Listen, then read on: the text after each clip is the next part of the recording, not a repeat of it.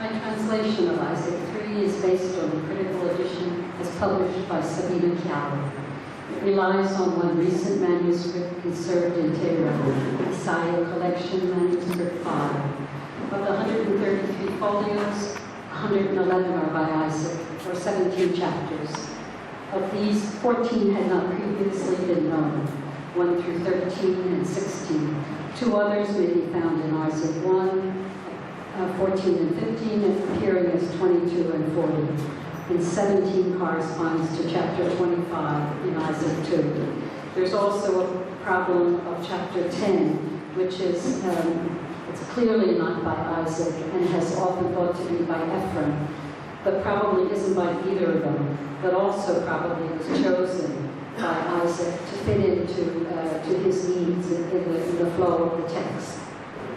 And Sabino Chiaro does a footnote explaining that, and even Isaac at the end of chapter 10 says something to this effect, that he's used it to enhance his own meaning, realizing that it wasn't his work. As noted by Chiala, the first theme is prayer and intimacy with God, chapters 1 through 4, 8, 9, and 16, whereas God's infinite love for creation is found in chapter 5, 6, and 9. In chapters 7 and 10, there are texts of prayers. In chapter 12, 12 and 13 are letters sent to solitaries in difficulties. Within the context of chapter 5 and 6 occur incredibly beautiful paragraphs on the love of God and of Theosis.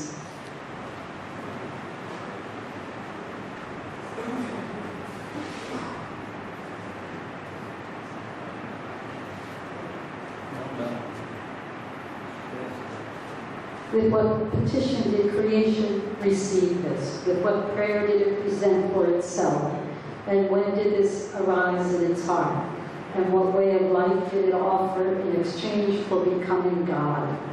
How is it that our thoughts are distracted with aspects of little importance, and we do not draw near to the great riches which we have received? We do not even perceive it. That is to say, we do not meditate night and day on our beauty. Already we have become gods. Tell me then, O our beloved, if every choice had been given to us to choose for all of nature what pleases us, even what is more noble, who of us would have chosen for oneself or for nature all that which God has determined to do for us? And again,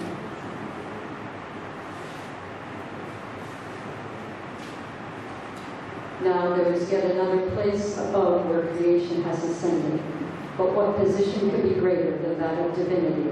And behold, creation has become God.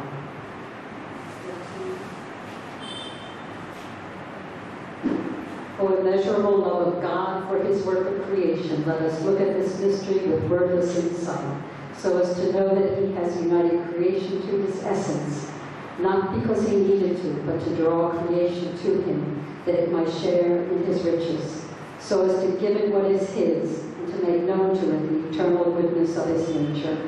He has conferred on it the magnificence and the glory of his divinity, in order that instead of the invisible God, creation might be called God.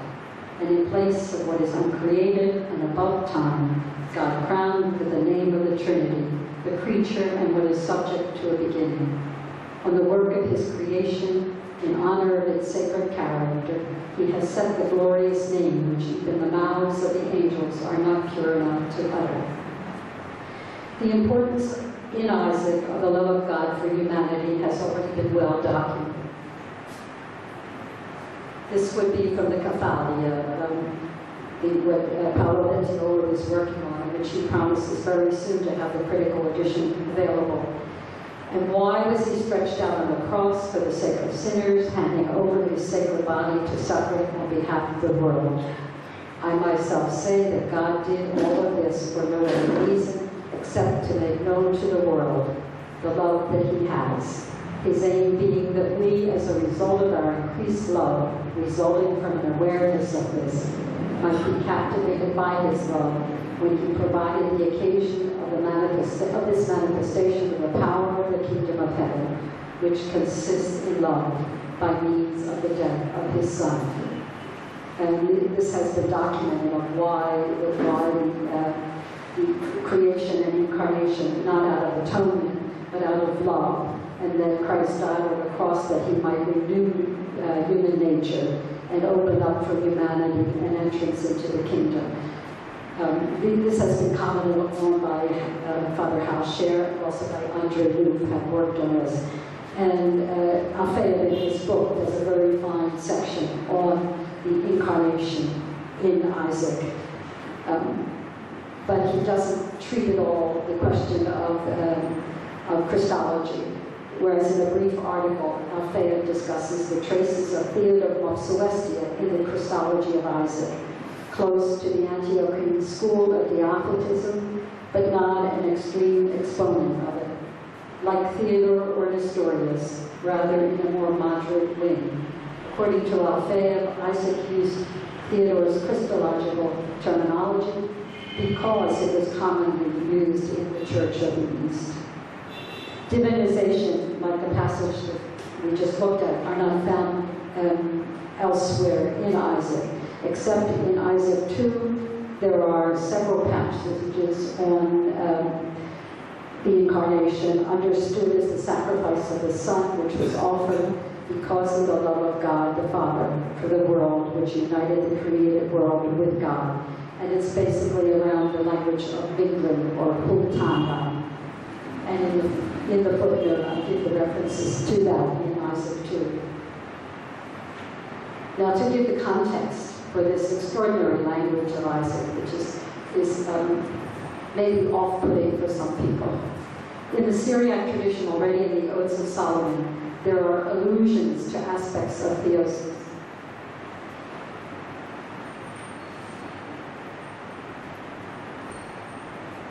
He became like me in order that I might accept him. In appearance, he seemed like me in order that I might put him on. These are from the Odes of Solomon. And wipe the filth from your face, and love his holiness, and put it on. Put on, therefore, the name of the Most High, and know him, and you will cross without danger, because the rivers will be obedient to you. But it is in Ephraim that one sees the exchange formula. The earlier ones, that's the earliest example, is in the Odes of Solomon. But it is in Ephraim that one sees the exchange formula. He gave us divinity, we gave him humanity, from him on faith. He clothed himself in our language so that he might clothe us in his mode of life. Actually, Brock speaks of paradise regained in Ephraim as divinization, and he cautions that scholars have sometimes sought to see Theosis in Syriac Christianity as a result of Hellenic influence, whereas in Ephraim, who probably did not know much Greek, rather Semitic and biblical thought patterns witness to Theosis.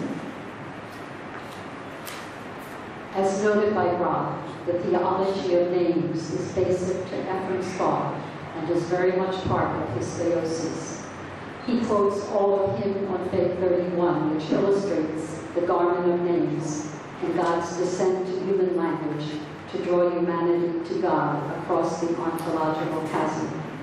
But Brock cautions that Ephraim does not see a merging of humanity into the Godhead, or that divinized humanity will in any way be on a par with God.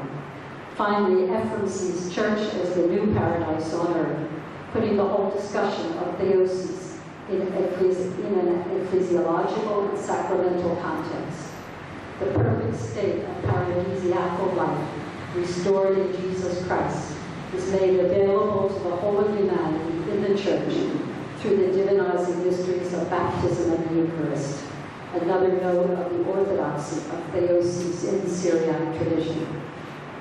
Now we will shortly have Father Kunamakel's published dissertation, which will be a wonderful contribution to this whole discussion of the divine names in Ephraim. He provides an analysis of the relation of theosis to divine names. Divinization, or theosis, is the goal envisaged in the process of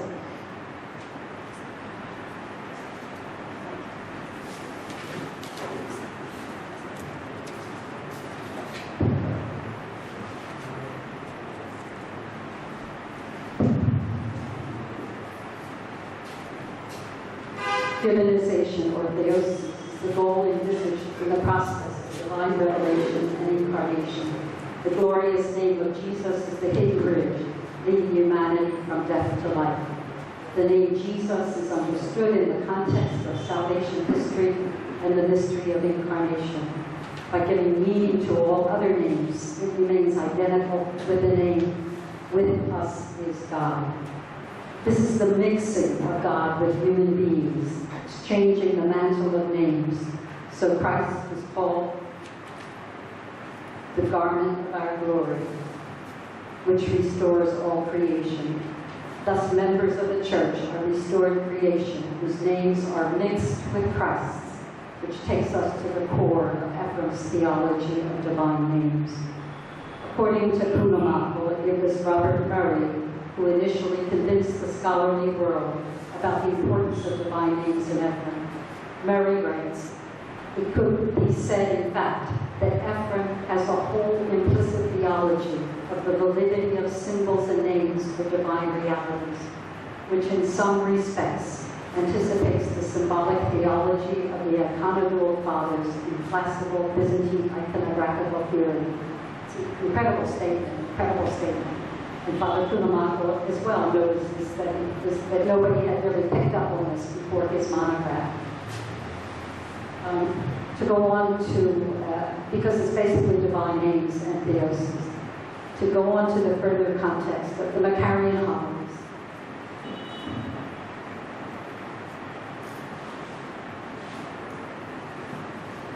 They had influenced Isaac. And in this context, in this part of the context, I quote from the book of Divinization, Doctrine of Deification by Roman Russell. He says, "For Macarius, the deification of a human person signifies his or her eschatological fulfillment through the sanctifying power of the Holy Spirit. The Spirit restores us not merely to what was lost by the fall, but to a state superior to that of Adam." And then he quotes directly from Macarius.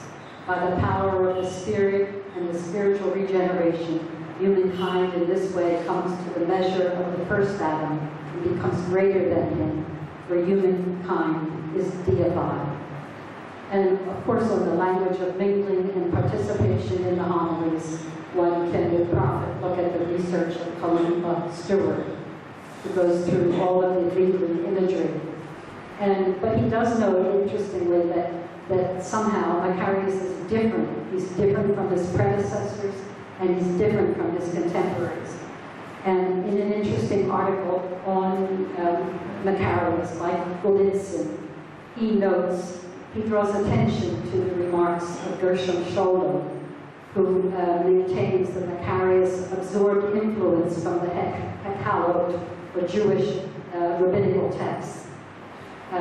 Now, Golitsyn does suggest that this could come rather than from direct contact, come through apocalyptic and pseudepigraphical texts. But still, there is a Jewish influence, and again, whether it's influence or symbiosis.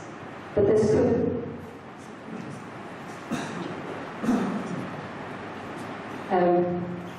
this could be a reason that Macarius seems so different from other of his contemporaries and those who preceded him.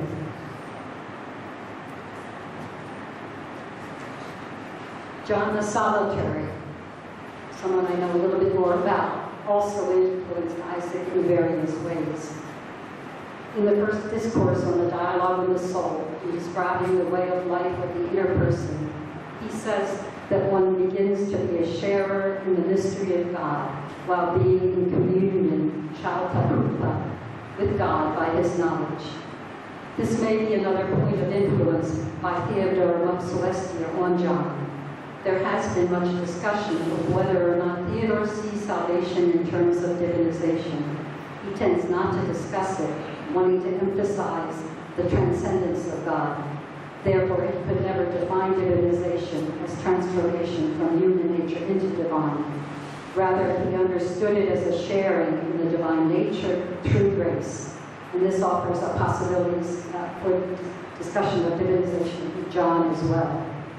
And Phillips has done a very interesting dissertation on the anthropology of Theodore, which bears on these questions, and published a dissertation from Catholic University. And there's also the article of Abramovsky, where she gives all the allusions to Sharon and Shaktaputa in Theodore. The last witness, Russell, in his discussion of the West Syriac tradition, gives several references to Philoxenos, the purpose of the incarnation being to make us children of the Father and gods in heaven, because the Word, who is God, wished to make humans into children of God. We confess that he was empty, became flesh, and was completely inhominated in order to recreate the entire human being in himself. And because he became human in us, we too have been deified and become children of the Father.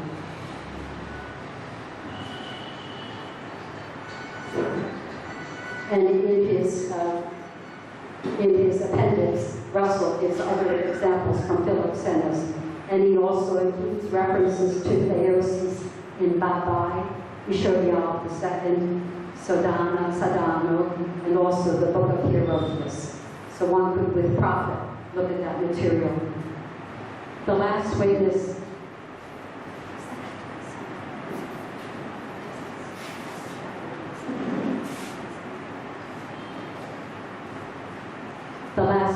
to Theosis to be considered here is John of Daliatha. He was born in northwest Iraq and was a monk during the 8th century in a monastery at Khardoum near the Turkish border. After living in community, he went on to the mountains of Daliatha to live as a solitary, where he remained most of his life. And perhaps these mountains helped him to reach and speak of such a unity with God, while never arriving at monism or denying the otherness of Christ.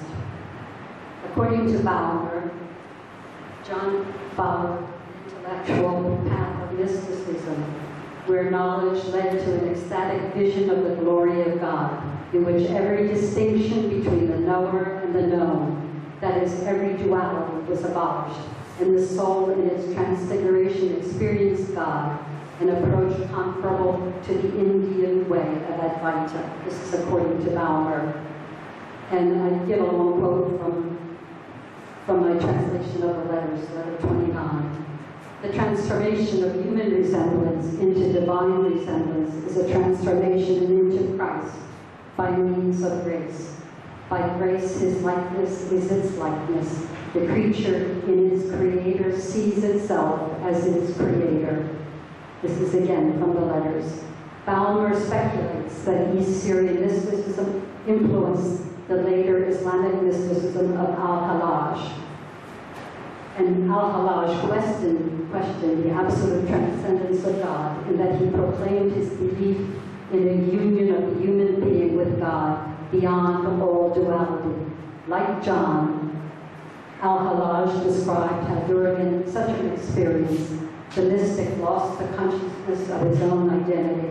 And then Bauer quotes from him, "I saw my Lord with the eye of my heart. I asked, 'Who are you?'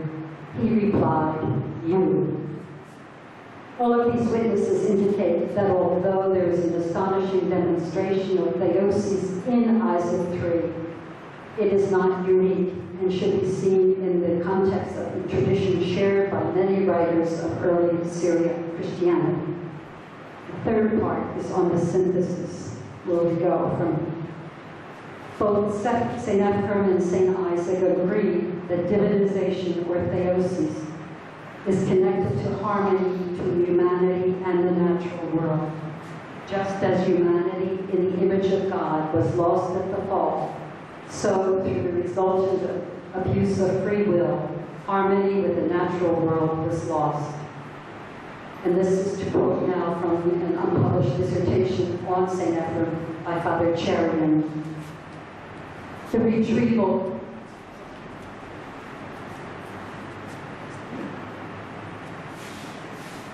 retrieval of original harmony man was meant to enjoy in his relationship to God in creation is now spelled out in terms of divinization and a purified relation with the world, where man is not man-centered, nor is the cosmos centered on itself. Both Ephraim and Isaac understood the place and the role of humanity within creation. And now, to quote from a contemporary context, Chow, who's written a book on Theosis and its relationship to Chinese Christianity. Theosis is not merely an individualized soteriology, but one's salvation is vitally connected to the salvation of the cosmos. Chow sees aspects of Theosis implicit in Confucianism, Taoism, and Buddhism. He finds it quite appropriate that a fulfillment might be had now for Christianity in China through the way of Theosis. Basically, the pattern is found in Syriac Christianity, and he quotes from Syriac Orthodox Margaret Glorious, speaking of humanity as part of nature. A secular technology of mastery of nature for oneself is the original sin of refusing our mediatory position between God and the universe, dethroning God, and claiming mastery for the sake of indulging our own cupidity, avarice, and greed. Again, Margaret Glorious, the mastery of nature must be held within the mystery of worship. Otherwise, we lose both mastery and mystery. And of Margaret Glorious, Chow says, focusing on the Eastern view that humanity was created as both microcosm and mediator. This Indian Christian critiques the West and petitions for the construction of a new culture that does justice to humanity's relation with the cosmos and with God. And he goes on, just to paraphrase it, to say that he sees Theosis and Eastern Orthodoxy, which he doesn't really know, Syriac spirituality, but he quotes a lot from Maximus the Confessor, and he sees this as the way forward for the church in China. In an article of his, another article, Norman Russell reflects on what Theosis has meant throughout the history of the church. Early Christianity, Orthodox churches, Roman Catholics, Anglicans, Reformed traditions. Perhaps one day the church in China will be added to the list, and also the church in India. B. Griffith has labored with the concept of Advaita, and I give a long quote here where he actually speaks of Advaita and the relation to the Hindu school of Advaita. I won't read it now, but it's in the paper. Griffith struggled to maintain the integrity of different religious symbols and never equated the symbols of Hinduism and Christianity, but rather he saw them as symbols of the one divine mystery. In an introduction to a very well-done book on Griffith, Tracknell says he worked on expressing a Christian Advaita in which traditional symbols of the Trinity in Christ, communion, love, and logos are seen in the light of the contemplative vision of India.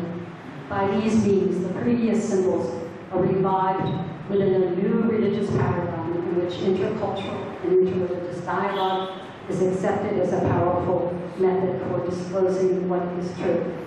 Griffith had critics, both among Christians and also Hindus, who spoke of his deceitful missionary strategies.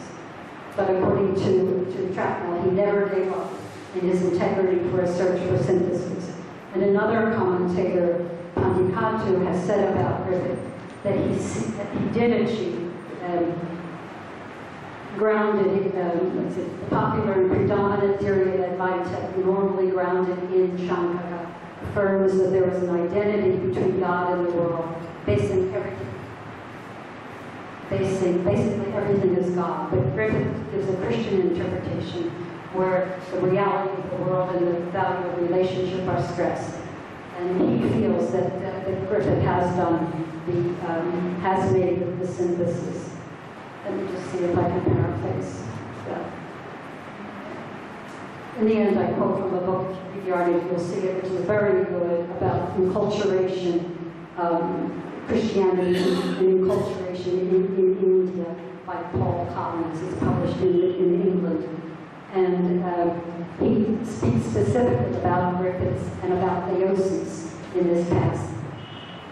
There's a long quote I take from him, but again, to quote Isaac, you might have to say, what is Isaac to do with all of this? Isaac has been able to cross all kinds of boundaries, both geographical and ecclesial. Perhaps now with the increased amount of his writings available, one may hope that he might be part of this ongoing discussion of theosis in Asian Christianity. We know that Father Kunamaku has already translated over 100 pages of Isaac 1 into Malayalam, and Father Cherian proposes to do all of Isaac 2 into. And this will be grounded in Father's monograph. It will be the heart, going back to what many writers see is Jewish roots of the divine names in the hallowed material. Even Russell talks about that. And going from there all the way up to John O'Donnell, grounding theosis and divine names in the kind of grounding that Father Kunamaku gives, the biblical foundations and the quotations from over 50 of the hymns of Ephraim. It will be a new start forward in understanding theosis and theosis towards interreligious dialogue.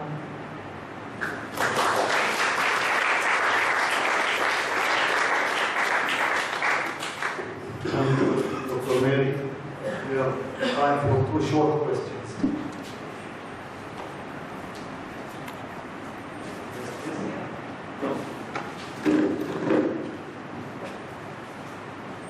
Thank you very much, Mary, for this wonderful presentation. Very broad. I would like to ask you a particular question regarding the reception of the Macarian writings by Isaac. What do we know? How did it happen? What sources do we have? Or is it just the spirits of Macarius and sort of?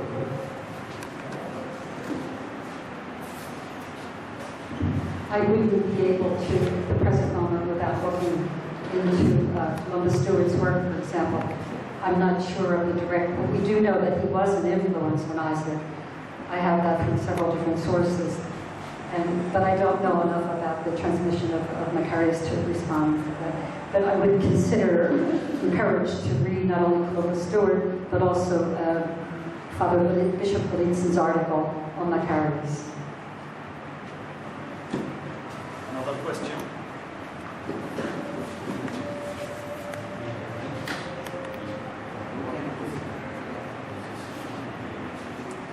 Thank you very much.